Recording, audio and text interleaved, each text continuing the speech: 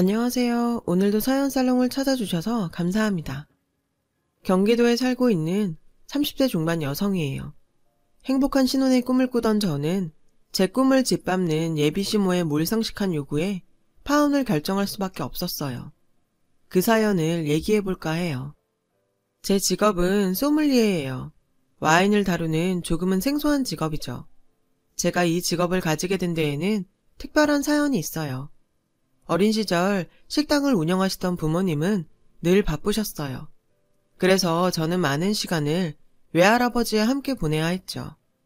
평생 교직에 몸을 담으시다 퇴직하신 외할아버지는 제게 있어 친구이자 스승 같은 분이셨어요. 어려서부터 외할아버지의 사랑을 독차지했던 저였지만 단 한 가지 제가 이길 수 없었던 상대가 있었는데 그건 바로 와인이었죠. 할아버지는 와인 애호가셨거든요. 저희 집 식탁에는 늘 와인이 놓였어요. 할아버지는 당신이 좋아하시는 와인이 국내에 수입이 안 되자 프랑스까지 가셔서 구해 오실 정도로 와인을 사랑하셨죠. 그리곤 종종 이런 얘기를 하셨어요. 와인향 속에는 추억이 담긴단다. 나는 이 와인을 마실 때마다 항상 네 할머니 생각이 나. 할아버지는 저에게 와인의 역사부터 와인의 종류까지 설명을 해주셨어요. 그 덕에 저는 어릴 때부터 프랑스 와인, 이태리 와인을 빈티지별로 줄줄 외울 정도였고요. 할아버지는 늘 우리나라도 와인을 제대로 설명할 수 있는 사람만 있다면 많은 사람들이 와인을 즐길 수 있을 거라며 안타까워하셨어요. 당시만 해도 와인은 유럽 사람들이 즐겨 마시는 술 정도로만 인식되었던 게 사실이니까요. 어릴 때부터 저는 할아버지를 통해 와인 교육을 받다 보니 자연스레 와인에 대해 관심을 가지게 되었고 와인을 전문적으로 다루는 소믈리에란 직업도 알게 되었어요. 아이고, 혜인이가 골라주는 와인을 언제쯤 맛볼 수 있으려나? 내가 우리 혜인이가 태어나던 해 나온 와인들은 안 마시고 잘 보관하고 있으니 때가 되면 함께 마시자꾸나. 할아버지께서는 제가 태어난 86년도산 와인을 종류별로 다 모아두셨어요. 제가 20살이 되는 해에 함께 마시자고 약속했었거든요. 그런데 하늘이 무심도 하시지. 제가 고3이던 2004년 여름 외할아버지께서는 지병이 악화되어 세상을 떠나셨고 그 약속은 영원히 지킬 수 없게 되어버렸어요. 생애 처음 소중한 사람을 잃은 저는 정말 말로 형용할 수 없을 만큼 힘든 시간을 보내야 했어요. 할아버지 장례식이 끝난 뒤에 엄마는 제 방에 찾아와 슬픔에 잠겨있던 저에게 낡은 수첩꾸러미와 통장을 건네주시면서 할아버지께서 남기신 말씀을 제게 전해주었어요. 혜인아, 이거 할아버지께서 돌아가시기 전에 너한테 전해주라고 하신 거야. 손때 묻은 10권의 수첩에는 할아버지가 볼펜으로 꾹꾹 눌러 쓴 와인의 역사가 고스란히 담겨 있었어요. 그리고 마지막 장에는 저를 향한 편지도 적혀 있었죠. 혜인아, 이 할애비 욕심인 건 알지만 네가 원한다면 와인의 본고장에 가서 제대로 와인 공부를 하는 게 어떻겠니? 평소에도 와인 향만으로 빈티지까지 맞추는 저를 보시고 소믈리에가 되는 게 어떻겠냐며 추천하시곤 했었거든요. 그때까지는 저는 제가 와인을 다루는 일을 하게 될 거라고는 생각하지도 못했어요. 그래서 편지를 읽고는 할아버지의 와인 창고에 가보았죠. 그리고 거기서 놀라운 걸 보게 되었어요. 86년산 와인마다 혜인이 탄생 기념, 함께 마실 날을 기다리며 라는 문구가 적혀 있더라고요. 영원히 지킬 수 없는 약속이 되어버린 와인병을 보자 울컥했어요. 그리고 주저앉아 오열을 하고 말았죠. 그때부터였어요. 제가 할아버지 유언에 따라 소믈리에가 되기로 결심한 건. 저는 이듬해 와인의 본고장인 프랑스로 날아가 보르도 와인학교에 입학했어요. 지금은 와인을 즐기는 사람들이 많아서 소믈리에를 꿈꾸며 프랑스로 유학을 떠나는 사람들이 많잖아요. 하지만 제가 유학을 떠날 당시만 해도 한국에서 와인은 마이너한 주류에 불과했어요. 모든 유학생활이 다 힘들겠지만 외국 학교에서 적응하는 건 정말 힘든 일이더라고요. 다행히 수업은 영어로 진행됐기 때문에 어떻게든 따라갈 수는 있었지만 평소 생활에선 불어를 사용해야 해서 유학 초기엔 사람들과 어울리지도 못하고 겉돌기만 했었죠. 하지만 할아버지 유산으로 프랑스까지 유학을 오게 됐는데 이렇게 꿔다 넣은 보리짝처럼 있을 수만은 없었어요. 그래서 죽어라 불어를 익혔고 시간이 지나자 주변에 친구도 생겼어요.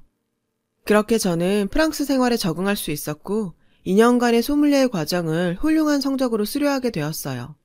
초등학생 때부터 할아버지한테 와인 교육을 받았기에 당연한 결과였죠.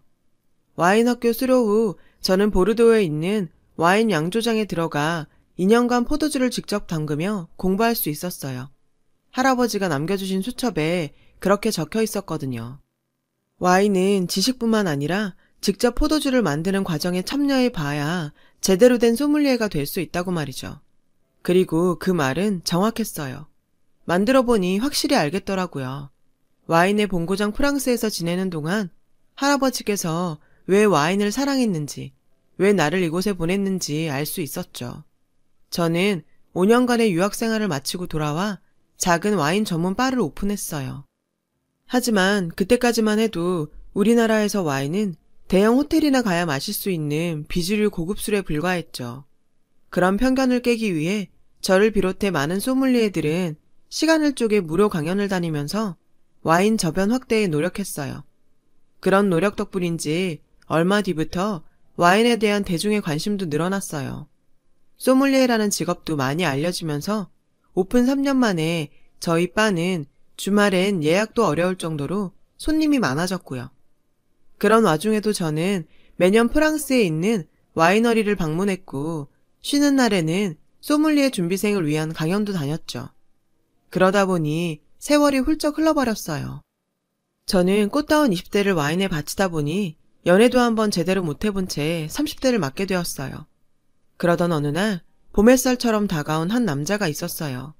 저희 바 근처에 있는 증권회사에 다니고 있던 그는 일주일에 2-3번쯤 혼자 와서 같은 와인을 한 잔씩 마시고 갔어요. 그러다 하루는 그와 얘기를 나눌 기회가 생겼죠. 오늘도 같은 걸로 한 잔이죠? 혹시 실례가 안 된다면 항상 샤토딸보만 찾으시는 이유를 여쭤봐도 될까요? 샤토딸보는 저희 할아버지가 프랑스에 가셔서 직접 구해다 드실 만큼 생전에 가장 즐기시던 와인이라 저는 그 와인을 즐겨 마시는 손님의 사연이 궁금했어요. 별 이유는 없어요. 그저 이 와인을 마시면 와인 향에 취해서 그리운 추억들이 떠올라서 찾게 되는 것 같아요. 할아버지와 비슷한 말을 하는 그를 보고 저는 당황할 수밖에 없었어요. 그날 이후 저는 그가 가게를 찾을 때마다 얘기를 나누게 되었고 그렇게 조금씩 그에게 특별한 감정을 느끼게 되었어요. 하지만 연애 쪽에 소질이 없었던 저는 그에게 어떠한 표현도 하지 못했고 그렇게 시간만 흘렀죠. 그러던 어느 날이었어요. 손님 중에 간혹 술에 취해 진상을 부리는 그런 사람들이 있는데 그날이 그랬죠. 이미 잔뜩 취한 채 오신 손님이 마치 룸사롱이라도 온 양 와인을 따르고 있던 제 허벅지를 쓱 만지지 뭐예요. 저는 너무 놀라서 소리쳤어요. 지금 뭐 하는 짓이에요? 손님은 마치 아무 일도 없었다는 듯 저를 어이없게 쳐다봤고 순간 가게에 있던 모든 사람들의 시선이 제게 쏠렸죠. 아니, 내가 뭘 어쨌다고 그럽니까? 손님이 방금 제 허벅지를 만졌잖아요. 그러자 손님은 오히려 화를 내더군요. 이년이 미쳤나? 누굴 성추행 법으로 몰아. 오라, 요즘 이딴 짓해서 돈 뜯어내는 꽃뱀이 있다더니 그런 거야? 손님은 제 손목을 쥐어잡고는 오히려 적반하장으로 저를 꽃뱀으로 몰았어요. 그런데 그 순간 누군가 손님의 목덜미를 잡고 바닥에 내동댕이 쳐버렸어요. 제가 호감을 갖고 있던 그 남자였죠. 혜인 씨, 괜찮아요? 가게에 CCTV 있죠? 제가 처음부터 다 봤어요. 저 사람이 혜인 씨 허벅지에 손대는 거. 그는 느낌이 이상해서 지켜봤다며 제가 위험에 처한 순간에 나서준 거였죠. 그 사건 이후 우리는 단순한 소믈리에와 단골 손님이 아닌 연인 관계로 발전하게 되었어요. 저보다 2살 많았던 그는 평소 말이 많은 편은 아니었어요. 하지만 와인 얘기가 나오면 한두 시간은 훌쩍 지나가기 일쑤였고 와인의 조예도 깊은 편이라 함께 있으면 왠지 모르게 할아버지가 떠올라 마음이 편했어요. 한창 연애로 뜨거운 무렵 남자친구는 조심스럽게 이야기를 꺼냈어요. 혜인아, 우리 엄마가 널 좀 만나보고 싶으시대. 그의 갑작스러운 제안에 전 놀랐어요. 물론 둘 다 결혼 정년기를 훌쩍 넘긴 상황이라 결혼을 생각 안 한 건 아니지만 막상 그 순간이 되니 당황스럽더라고요. 저희 부모님도 제가 결혼 생각을 안 하는 것 같아서 걱정하시던 참이긴 했어요. 막상 남자친구의 부모님을 뵈러 간다고 생각하니 설레이기도 했지만 막연한 두려움도 있었어요. 예비 시부모님과의 첫 만남이라 좋은 모습을 보이고 싶었어요. 그래서 평소에 비싸서 가지도 않던 샵에 가서 풀 메이크업도 받고 남자친구 부모님이 좋아하신다는 한우도 잔뜩 사들고 예비 시댁으로 향했어요. 예비 시부모님은 반갑게 맞아주셨어요. 혜인야, 뭐하러 이런 걸 사왔어요? 빈손으로 와도 되는데. 어머님이 공무원 생활을 오래 하셔서 조금 깐깐하시다는 얘기를 들어서 많이 긴장했는데 기우였더라고요. 예상외로 어머님은 마치 친정에 온 딸처럼 편하게 맞이해 주셨어요. 결혼이라는 게 단순히 남자와 여자가 만나서 하는 게 아니라 가족 간의 만남인 거잖아요. 그래서 사실 걱정이 많았는데 이런 분들이라면 시댁과도 별 탈 없이 잘 지낼 수 있겠다는 생각이 들었어요. 예비 시어머니께서 제 직업을 물어보기 전까지는 말이죠. 그래, 혜인 양은 무슨 일을 하고 있나요? 우리 근수가 워낙 과묵한 성격이다 보니 집에서는 도통 말을 잘 안 해서 말이야. 저는 와인바 운영하면서 소믈리에로 일하고 있어요. 그 순간 어머님의 미간은 확 찌그러졌고 화기애애하던 분위기든 일순간 싸늘하게 변해버렸어요. 갑작스러운 변화에 저는 이유도 모른 채 당황할 수밖에 없었죠. 그런데 소믈리에? 그럼 술 파는 일을 한다는 거예요? 어머나 세상에. 어머니는 소믈리에라는 직업에 대해 잘 모르시는지 그저 술 파는 직업으로 받아들이시더라고요. 저는 제 직업에 대한 오해를 풀고자 어머님께 설명을 했지만 더 들으려고 하지도 않으셨어요. 한번 굳어버린 분위기는 쉽게 풀리지 않았고 그렇게 첫 인사는 끝이 났죠. 제가 떠난 뒤 어머님께서는 어떻게 술 장사하는 애를 며느리로 들일 수 있냐시며 결혼을 반대하셨다더군요. 남자친구는 어머님이 오해를 하시는 것 같다며 자기가 설득하겠다고 하더라고요.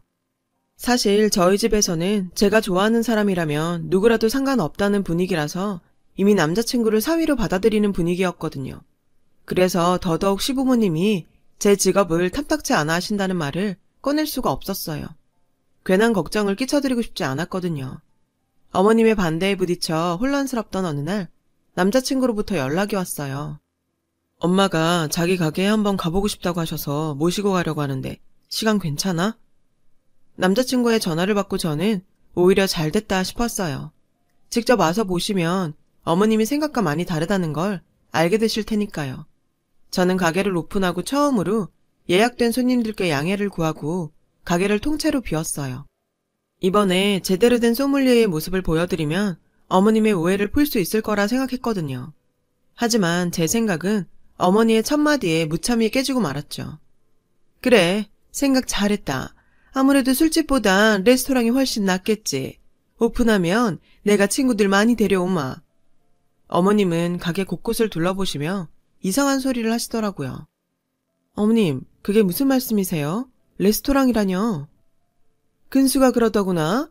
결혼하고 나면 술집 접고 레스토랑으로 업종 변경한다고. 내가 잘못 알고 있는 거니? 남자친구는 마치 사전에 약속이라도 됐냐 능청스럽게 굴었어요. 잘못 알긴 혜인이가 먼저 그러겠다고 했는걸. 자기야, 맞지? 우리 그러기로 약속했잖아. 순간 망치로 머리를 맞은 듯한 기분이 들었어요. 그래서 남자친구를 밖으로 불러내 자초지종을 물었어요. 그게 무슨 소리야? 내가 레스토랑으로 업종 변경을 한다니 누구 맘대로. 그럼 어떻게 해? 엄마가 술집 하는 애는 절대로 며느리로 받아들일 수 없다는데. 우리 일단 결혼부터 하고 뒷일은 나중에 생각하자. 응? 남자친구는 그게 뭐가 문제냐는 듯 했어요. 하지만 저는 그냥 넘길 수가 없었어요. 제가 나쁜 일을 하는 것도 아니고 무엇보다 소믈리에란 직업에 자부심을 가진 저였기에 그런 식으로 거짓말까지 해가며 결혼을 하고 싶지는 않았거든요. 아니, 난 그렇게는 못해. 난 어머님께 솔직하게 말씀드리고 허락받을래. 혜인아, 솔직히 엄마 입장도 이해해줘야지. 며느리가 술 파는 일을 한다는데 좋아할 시어머니가 어딨겠어? 맙소사. 그러니까 지금까지 남자친구는 제 직업을 술 파는 일 정도로 생각했던 거예요.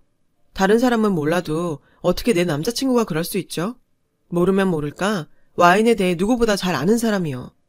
내 편이라고 믿었던 남자친구의 배신에 저는 큰 충격을 받았어요. 이런 식으로는 절대 결혼할 수 없다고 생각했죠. 그래서 어머님께 당당히 말씀드렸어요. 어머님, 근수 씨가 결혼 허락을 받으려고 거짓말을 한 것 같아요. 저는 와인바 접을 생각이 전혀 없어요. 너 지금 무슨 소리라는 거니? 그럼 계속 술 파는 일을 하겠다는 거니? 어머님은 저를 술집 작부 취급을 하시며 제 직업을 비하하셨고 저는 그런 취급을 받고 가만히 있을 수가 없었어요.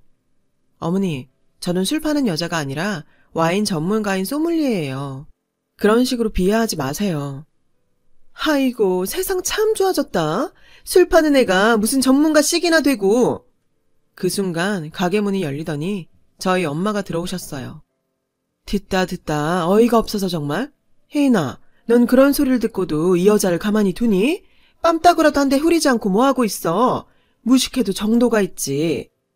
엄마의 등장과 함께 어머님은 약간 당황하신 듯 했어요. 아니, 이 여자라니요? 무식하다니요? 말이 심하신 거 아닙니까? 아직 식은 안 올렸어도 사돈인데 그게 할 소립니까?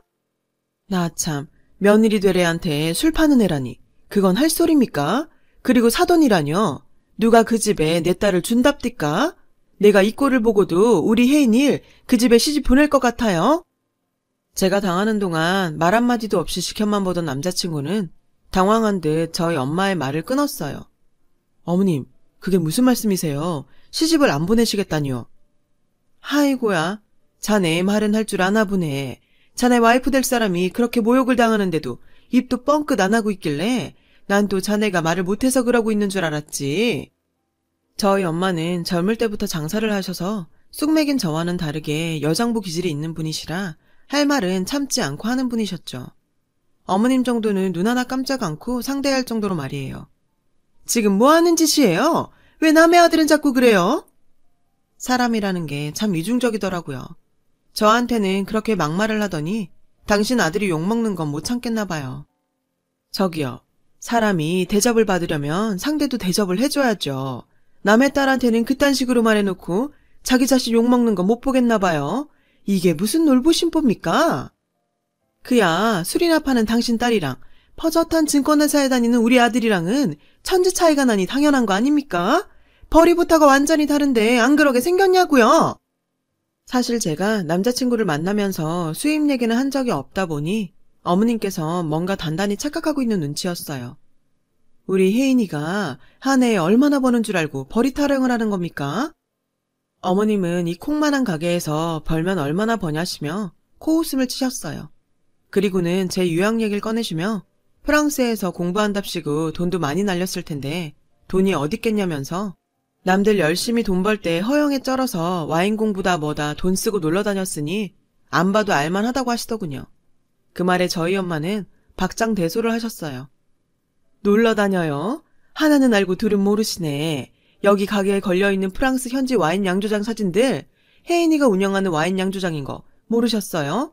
가게도 운영하고 대학 강의하는 것만도 몸이 부족한 애가 왜 시간까지 쪼개서 프랑스를 가겠어요? 네? 그깟 증권회사 월급쟁이랑 비교나 될까? 제가 프랑스에 있는 양조장 소유주라는 말에 어머님과 남자친구는 놀라더군요. 꽤나 충격적이었는지 제가 운영하고 있는 양조장 사진들을 찬찬히 훑어보며 마른 침을 삼켰어요. 저는 그 순간 돈의 힘이 얼마나 대단한 건지 새삼 느끼게 되었죠. 사돈, 제 말은 그게 아니라 여자 혼자 이렇게 장사한다는 게 얼마나 힘들까 걱정돼서 힘들 거 없이 사람 보러 가며 레스토랑이나 하는 게 어떠냐는 말이었어요. 레스토랑 하면서도 소믈리에인가 뭔가 할 수도 있으니까요.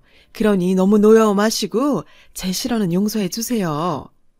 방금 전까지 저를 술집 여자 취급을 하던 어머님은 머리까지 조아렸어요. 제가 걱정돼서 그랬다는 말에 정말 역겨워서 구역질이 날 지경이었죠. 왜요? 내 딸이 돈 좀 번다니까 갑자기 우리 애를 놓치기 싫어졌어요? 왜? 우리 애 돈이 탐나서요? 어머님은 당황한 표정으로 허둥거리며 변명을 해댔어요. 애들이 좋다는데 부모가 뭘 어쩌겠냐며 모든 건 며느리 뜻에 따를 테니 화를 풀라며 전전긍긍이었죠. 그러면서 서둘러 날짜부터 잡자고 닥달을 하더라고요. 정말 웃기지도 않았죠. 하지만 저희 엄마는 전혀 그럴 생각이 없었어요. 그건 저 역시 마찬가지였고요. 아니요. 저는 대개 아들을 사위로 맞을 생각 없습니다. 처음부터 기울어지는 결혼이었지만 우리 애가 좋다고 하니 눈 딱 감고 시켜줄 생각이었지만 사돈 자리를 보니 그럴 필요가 없겠네요. 이참에 결혼 얘기는 없던 걸로 하고 당장 우리 애 가게에서 나가주세요. 그제서야 어머님과 남자친구는 가게 바닥에 무릎을 꿇고는 한 번만 용서해달라며 바지가랑이를 잡고 늘어졌어요. 엄마는 그런 모자에 등을 떠밀어 가게에서 쫓아냈고요. 모자가 떠나고 나서야 저는 엄마 품에 안겨 닭똥 같은 눈물을 뚝뚝 흘리며 죄송하다고 울먹였어요. 제가 사람 보는 눈이 없어서 엄마한테 이런 꼴을 보였다고요. 그러자 엄마는 제 마음을 이해한다는 듯 말없이 제 등을 토닥여 주셨어요. 그날 저는 한참을 엄마 품에서 울었어요. 사실 그날의 눈물은 남자친구에 대한 배신감이나 파혼을 한 슬픔이라기보단 내가 열심히 가꾼 내 인생 전체를 조롱당하고도 제대로 반격도 못했던 제 자신한테 화가 나 흘린 눈물이었어요. 그 일이 있고 한동안 남자친구는 제 가게로 찾아와서 한 번만 용서해달라고 빌곤 했어요. 참다 못한 저는 경찰에 영업방해로 신고를 했고 그날 이후로 남자친구는 제 앞에 나타나지 않았죠. 시간이 흘러 벌써 1년이나 지났네요. 한때 파혼으로 인해 시리에 빠지기도 했지만 생각해보면 제 평생의 꿈을 하찮게 생각했던 사람들과는 가족이 되지 않은 게 얼마나 다행인지 모르겠어요. 할아버지께서 와인의 향에는 추억이 따라온다고 하셨는데 그 말이 현실이 됐네요. 샤또 딸보를 마실 때마다 저는 할아버지와 전 남자친구를 동시에 떠올리게 됐거든요. 아직은 남자친구에 대한 안 좋은 기억이 지배적이지만 언젠가는 이마저도 추억이란 이름으로 남게 되리라 믿어요. 그날이 올 때까지 저는 와인을 사랑하며 살아보려고 해요. 여러분의 삶도 좋은 추억들과 행복으로 가득하시길 바랍니다. 지금까지 제 사연을 들어주셔서 감사드려요. 여러분, 사연 댓글에 응원과 현명한 조언 부탁드려요. 좋아요, 구독은 저에게 큰 힘이 됩니다. 오늘도 좋은 일 가득하세요.